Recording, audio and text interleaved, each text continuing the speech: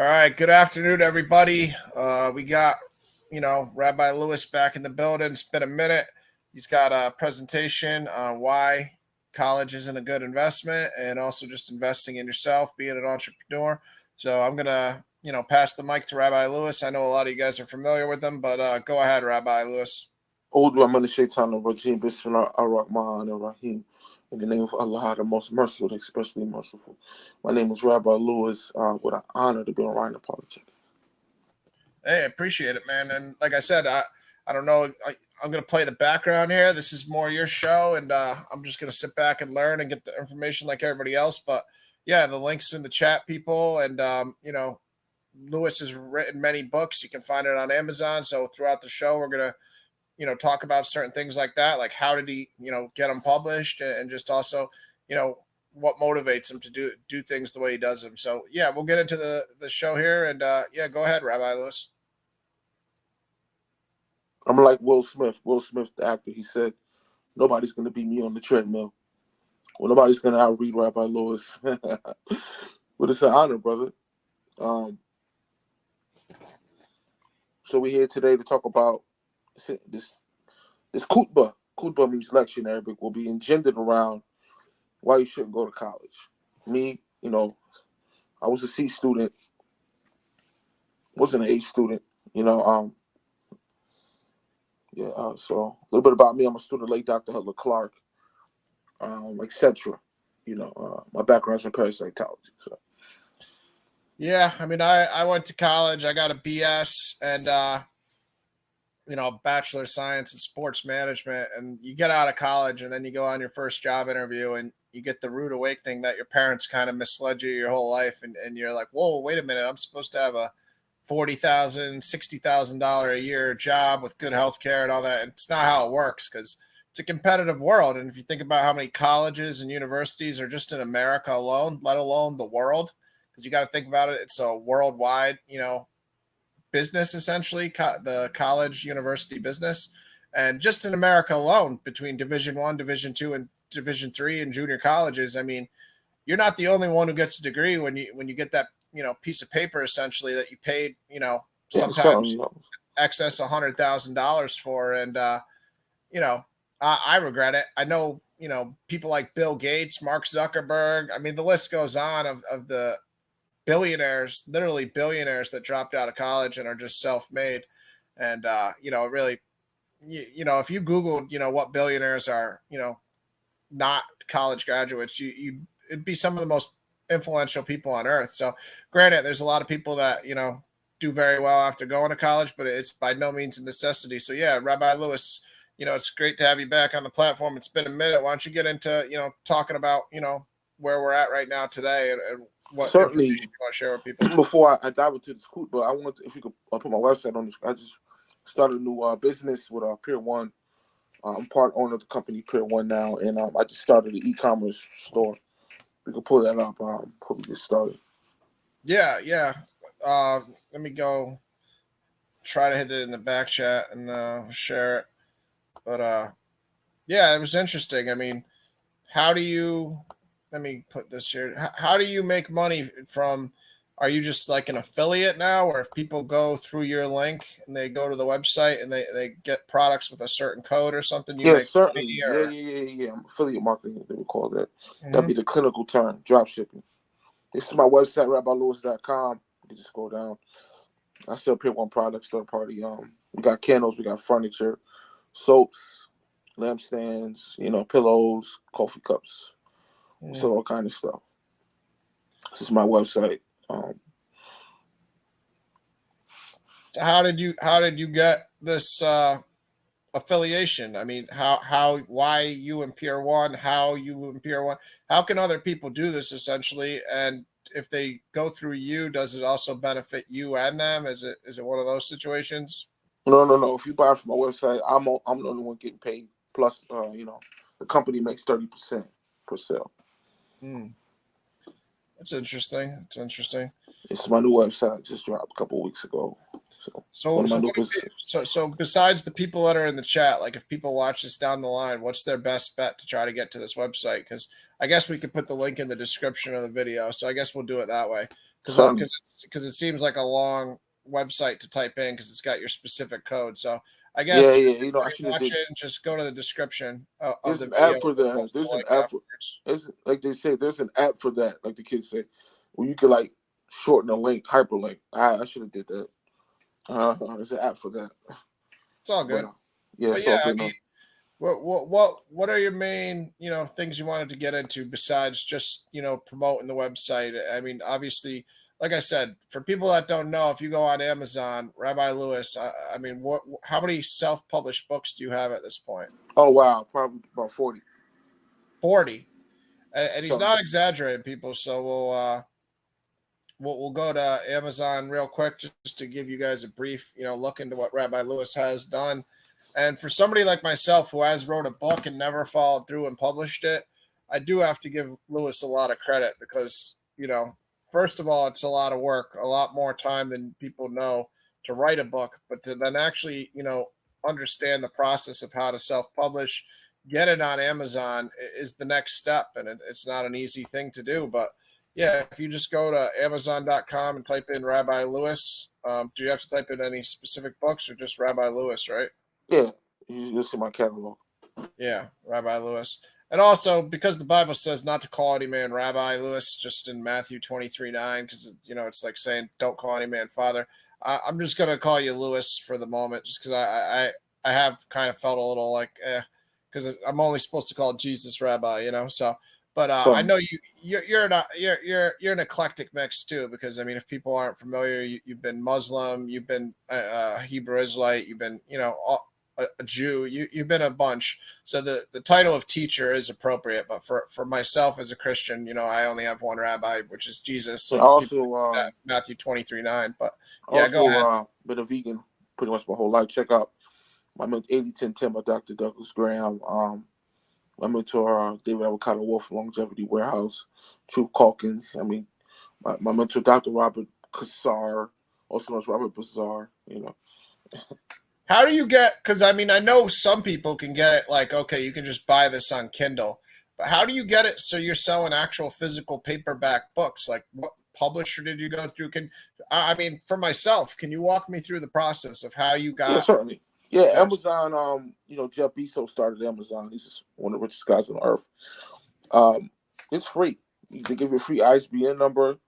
They do all the shipping and handling for commission fee. So, say your book is $20, they'll probably take out like $8 out your royalties to publish and print and bind your book. So they'll physically publish it and print it, They do and all that just for free. Like say your book's $20, they'll take out $8 or $9 in exchange for that. but that's what I'm saying. What's the step in between getting to the point we're at right now on the screen? How do I do this? Is it Yeah. somewhere So you on the go to Amazon website? so you Where type is it? in Kindle Publishing, then you You have type an in option Kindle. Kindle Publishing on Google. When you go to Kindle Publishing, you'll make an account with Amazon. After you make an account, you can choose to make an ebook or a paperback. You hit the paperback button. You can put the title of the book, the description, how much you want it, pricing, etc. Then there's the screening process where they make sure you're not plagiarizing. See what I'm saying? What do I type in though? Because there's probably a lot of stuff for Kindle. Kindle Publishing. publishing. Okay, so this is a publishing company that works with Amazon essentially. I don't know. There you go. What says KDP Self Publishing? Click that. Right here. No, Okay, so over there, brother. oh wait. Oh yeah, that one's good. Yeah, that one's good. Oh, Yeah, yeah, yeah. that's one. Yeah, so people can see right here, you got the kdp.amazon.com, Amazon Kindle Directs Publishing, self-publishing. Yeah, click that. Click that. And this is, like I said, a very educational thing. If you've ever, wanted to write a book or share anything that, you've written down and you just didn't know how to do it, just pay attention. Lewis is walking us through it right now. And this definitely applies to me. So once you get to this website, is it all pretty self-explanatory, or Yeah, do you just want to show? it's easy as pie, as they would say. You just Mhm. got to sign up with the sign up button, and you can get started. Okay, so from here you just hit this, sign up or Yeah. sign in. Also, you're gonna need your banking information, your accounting number, your routing number, your social security card, your debit card. You're gonna need all that. Mm-hmm. All right, so yeah, we're not going to do that on the stream just because, obviously I'm not promoting a book myself. I do have a book, honestly, that I never published, but the fact, like I said, Lewis, you can get it to paperback is very impressive. And people don't think it's just about making money selling your book. When you become a self published author and you go on job interviews and you can, the people that you're applying for in the job can see that you're a self-published author and you actually have, a tangible book or books, like in Lewis's case, 40 different books, you add credibility and value to yourself in a job interview. So yeah, you could pay $100,000 for a collegiate degree at some university, but you could also walk into a job interview, explain that you've, established several businesses of your own, show the balance sheets for your businesses, show them that you have books, and things like this are very valuable. And you can just think about, how you can add value to yourself in any job interview and also make the money from the books themselves. So maybe you'll get lucky, or maybe you'll promote the book on the right site, or maybe it's just a great product and it'll become, viral or popular and you'll make a lot of money just from selling the book.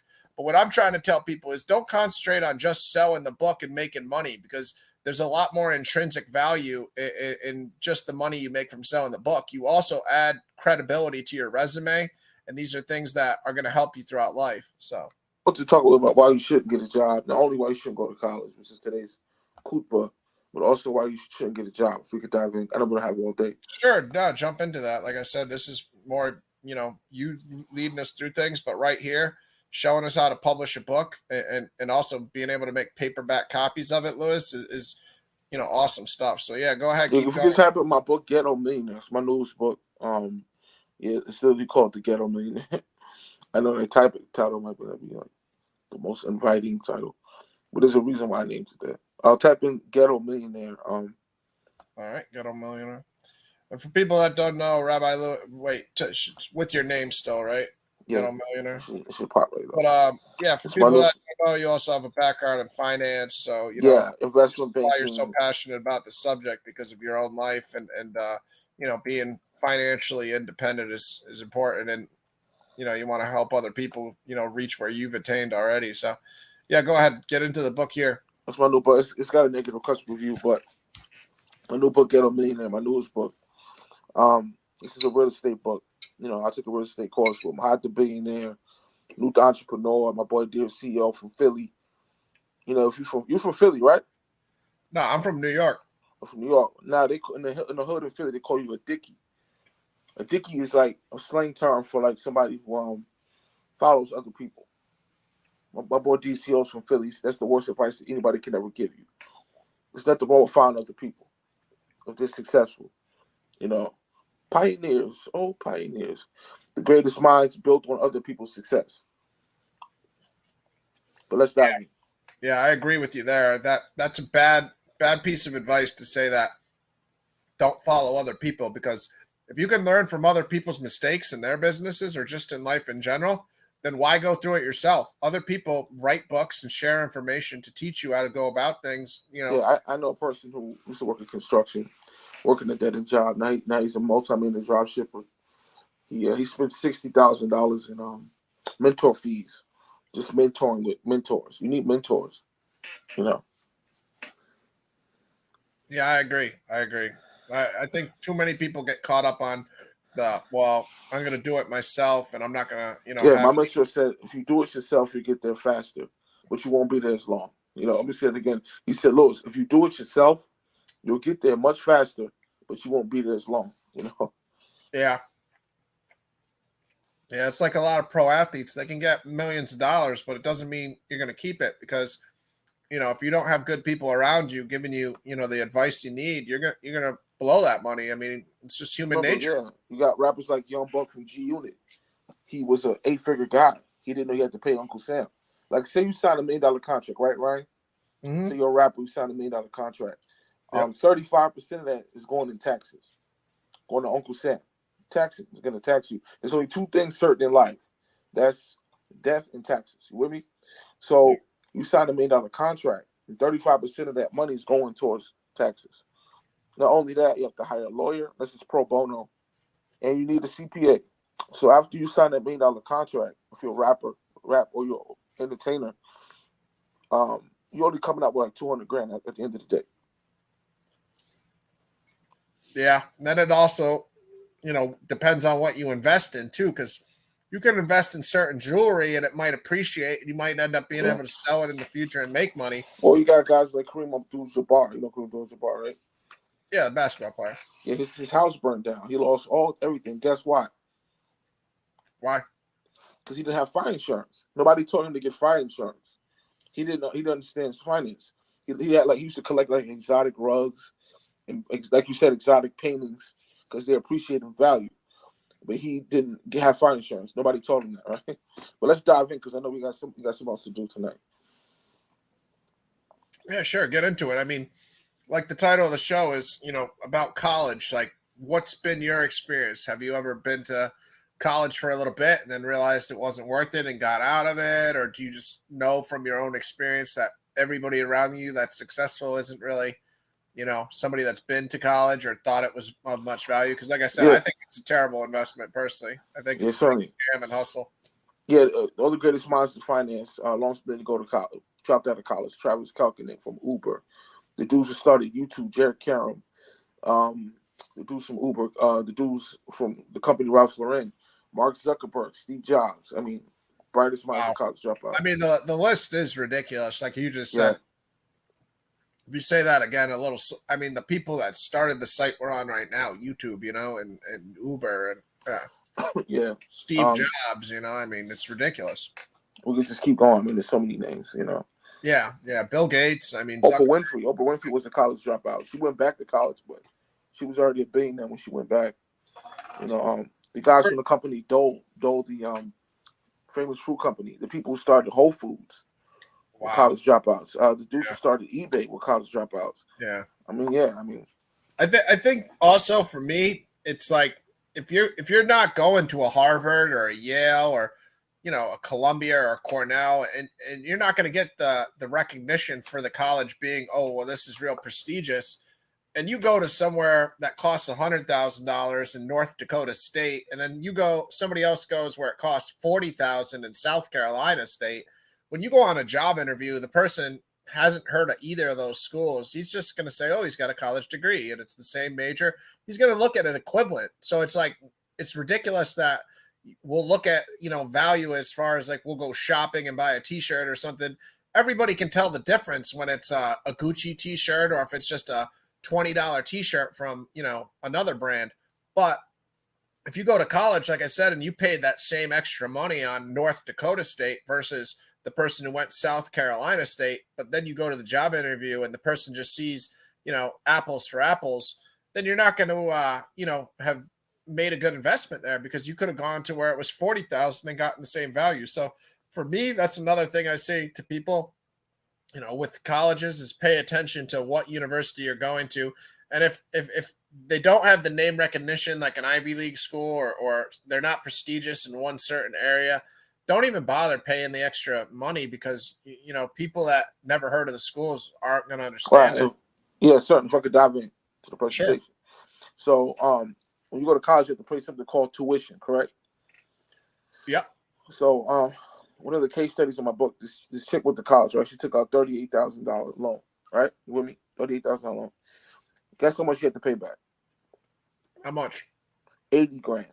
She took out 38,000 and had to pay back 80,000 because it's something called interest, a financial clinical term called interest. So she took out 38,000, had to pay back 80 grand on a $38,000 loan. Yeah, I mean, those are just predatory, borderline illegal. I mean, obviously pretty immoral laws. I mean, that people are allowed to do that, but yeah, people will sign those type of agreements too. Well, there's the trick to the trade though, Brother Ryan, right? If I can give you a little taste. There's an option to pay a minimum of $50 a month on your loan. Like if you took out a loan, right? You could pay a $50 minimum fee a month. See what I'm saying? Like you're eligible. See what I'm saying? What's that called? I mean, to tell the people, like, how do they get to these, loopholes? So if you take out like a $30,000 loan, they'll say, listen, if you qualify, you get paid $50 a month on that loan. So it would take you about 200 years to pay it off, though. Say you owe 80 grand after based on interest, $50 a month, it would take you, what, 100 years to pay off that loan. Yeah, I was going to say that's pretty much just pushing it back indefinitely. Yeah, plus, but then it's going to ruin your credit. Remember, cash is king, credit is queen. It's going to So ruin you your think credit score. that would ruin your credit to do it that way? Yeah, if you say, okay, I have an $80,000 outstanding loan debt, I'm going to pay $50 a month on that. It's going to ruin your credit score. You're going to have a bad credit score. Like right now, also this book that you got on the screen, I can see the Kindle edition is $0. So for people that, like we're in the, trying to spread the word of God business here, if you see what Lewis is doing with this book here, is you can give away your information, so you don't have to feel like you're doing something, for your own self. If you want to write a book about anything in the Bible, and it doesn't have to be a certain length requirement, this is just for you. You can give it away for free on Kindle, and it's just, like I said, a way to spread your message. So this is awesome that Lewis showed us how to do that aspect. And financial literacy is beyond important. And so Dr. Statistics is gonna blow your mind because we got 30 more minutes. Yeah. This is a real estate book, actually. To get a million investors, it's a real estate book. I took a real estate course, like I said, and let's dive in. So long story short, man, we'll give some statistical facts. We're gonna blow your mind. Sure. How many businesses there are in America? How many what? Businesses there are in America. Businesses. I have no idea off the top of my head. No idea. 33.2 million businesses in America, right? Wow. Do you know how many jobs there are in America? No, that's a high number though of just self-employed businesses right there. 33.2 million. Yeah, do you know how many jobs there are in America? How many? 158 million, right? So there's 33.2 million businesses in America. 33.2 million businesses. So there's 158 million jobs, right? Mm-hmm. This is gonna blow your mind. You know how many adults there are in America? No. 258.3 million. So there's 330 million people in America. There's 258.3 million adults, right? Why is that significant, Lewis? Well, this is gonna blow your mind, right? You ready? Sure. There's more adults in America than there are jobs in America. Yeah. So there's 158 million jobs in America and 258.3 million adults. So there's more adults in America than there are jobs in America. And I'm talking about people over the age of 18. I'm not including kids who work, because kids work, right? We agree, right? Yeah. So there's more adults in America than there are jobs in America. So statistically, you're set up to fail because there's more adults in America than jobs. You with me?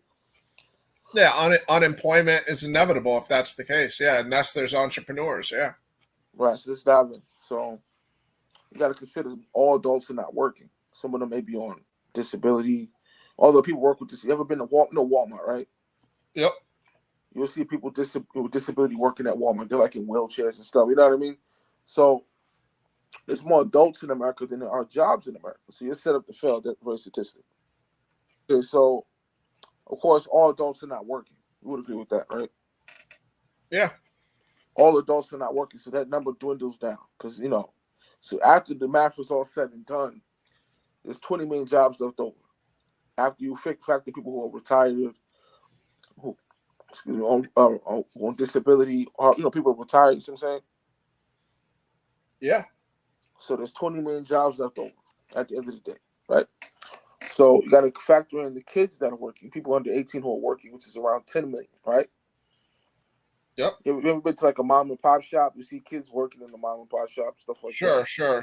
Bodegas and stuff like that, for sure. So that's 10 million. So the number left over is 10 million jobs open. Let's keep going. So after you factor in, it's more adults than jobs. You factor in how many people are not working. You got 20 million jobs open, right?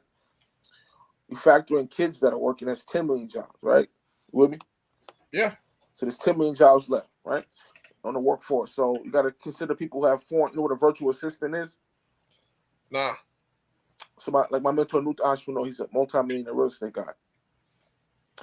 He has virtual assistants. You could pay for $3 an hour. You could hire a virtual assistant. See what I'm saying? Like to help your company, right? Mm-hmm. The only thing is these jobs are from overseas. These are jobs from overseas, right? Like you ever call customer service at a company, right, Ryan? Yep. and usually get somebody who like has like we can't understand them because they're from overseas, right? Like you know what I'm Yeah. saying, right? Yeah. Yeah. So like you got to consider all these American companies who have employees from overseas. You got to factor that number in, right? Last but not least, so it's 158 million jobs, right? Right. Yeah. So you have to consider the companies that are not hiring to capacity. What do I mean by that? The records may reflect, right, Ryan, that you have 500 spots open at your company, right? Let's say it again. You've got 500 spots open at your company, right? You with me? Yeah. I'm with you. So the record may reflect that your company has 500 jobs open. But because of COVID, you may not be hiring to capacity. So you may be only hiring 100 people at a time, right? So that's 400 jobs that nobody's going to have. So the record may show, okay, this company does have 500 job slots open, but you may not be hiring to capacity. You may only be hiring 100 employees at a time. You follow? So the statistics are going to show that you have 500 shots open, right? That's 10x. That's 10x of the current condonance. Can you hear me? Yeah. I'm here, man. So let's say you have a million. You're a large company. You got 1 million job slots open on the books, right? You may be only hiring 10% of that. So you may only be hiring 100,000 employees at a time, though the record reflects that you have 1 million employees. Makes sense? So you have to factor in the children that are working, people have foreign virtual assistants at these large companies, and people who are not hiring to capacity. Make sense? Sure. So you got three factors. You got to factor in the kids that are working under 18, which is millions. People, American companies with virtual assistants from other countries who are in the part of this labor force that are not Americans, and the people that are not hiring to capacity. You may have 100 million employees at your job. You may be only hiring 20 million employees at a time. So all those jobs on the market, nobody's working there. Make sense? Yeah. Yeah. Yeah. I was going to ask you, how do you get not to get back to the book thing, but I was kind of just curious. How do you get paid? Do you get paid from Amazon when books sell, or does it through that Kindle company? How do you get paid? Yeah, certainly. I get paid every month. Now with Shopify, you know Shopify, right? Yeah, but I mean, what company pays you? Is it Amazon or Yeah, is yeah, it yeah. Amazon, yeah, Amazon pays me.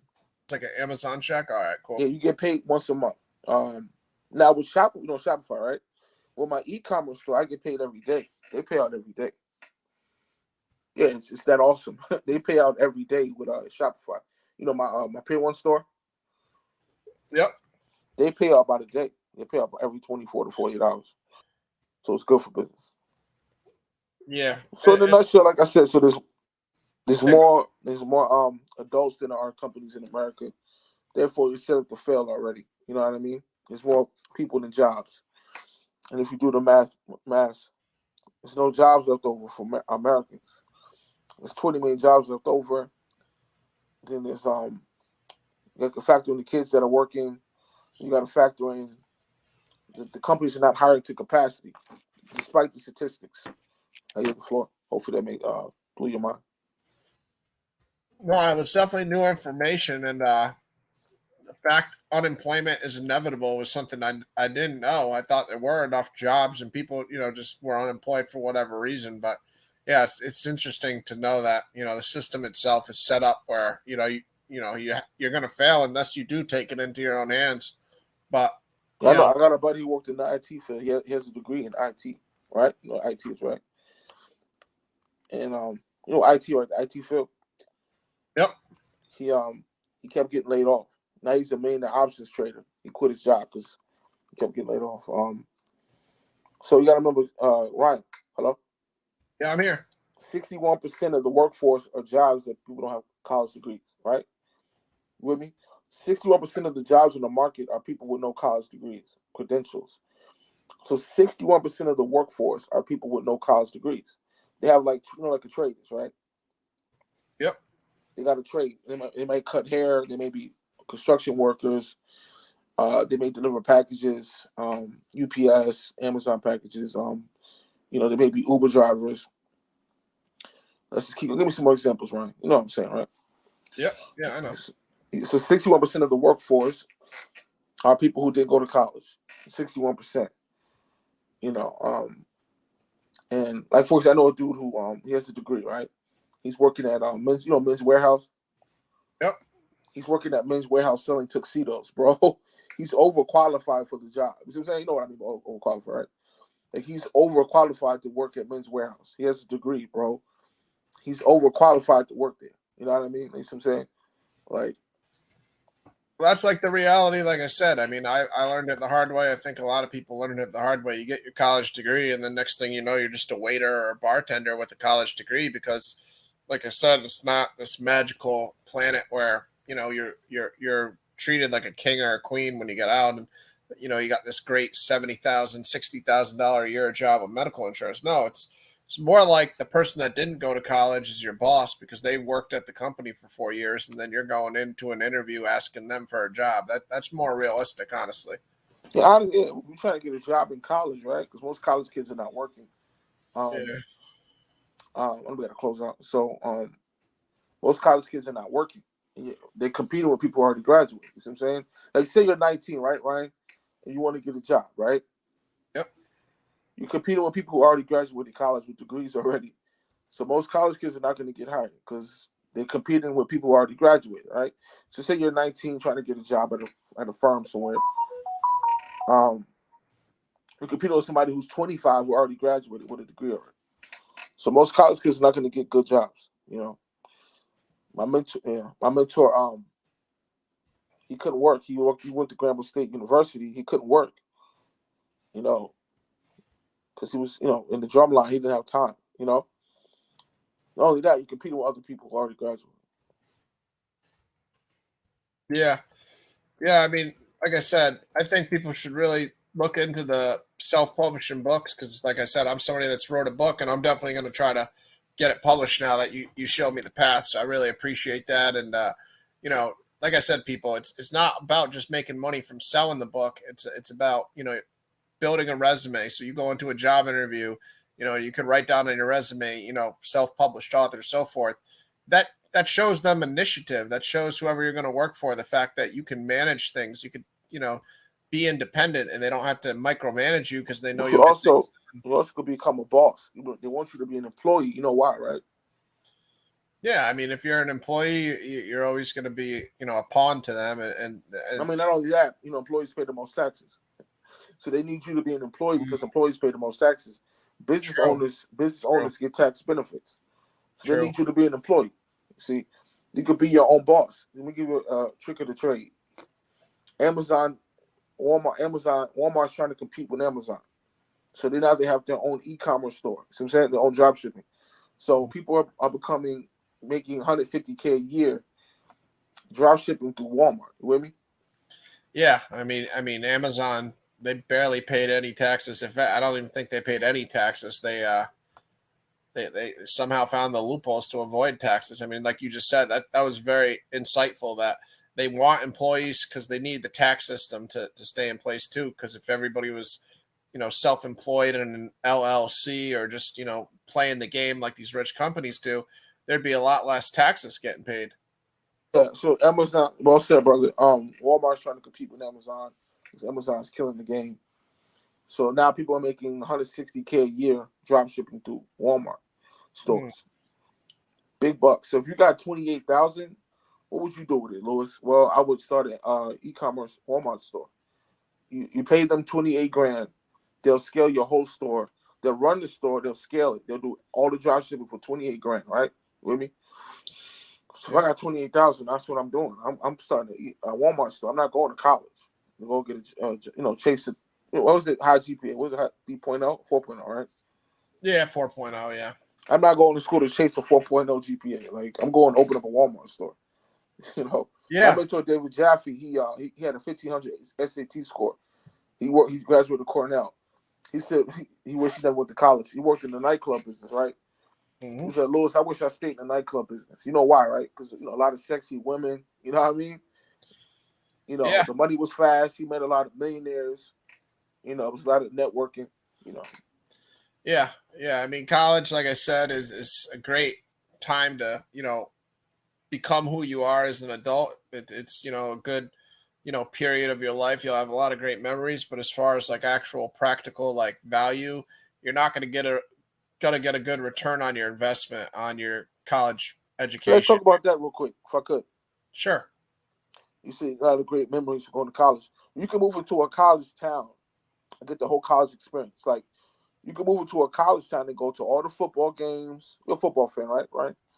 You can go to Sure, all sure. the football games. You can go to all the parties, all the networking without going to college. You see what I'm saying? Make sense?